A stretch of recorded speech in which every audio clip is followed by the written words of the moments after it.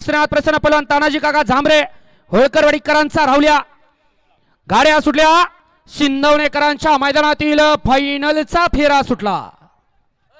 10 गाड्या पळतात आणि 10 गाड्यांचा रणसंग्राम चालू आहे। कोण कोणाला कमी नाही। पड्याल बुलट आहे, तिकडं पैंजण आहे, तिकडं मल्हार आणि पिस्टन आहे, इकडं राहुल्या आणि छावा आणि पुढच्या रानात बाजी मारली खुनी।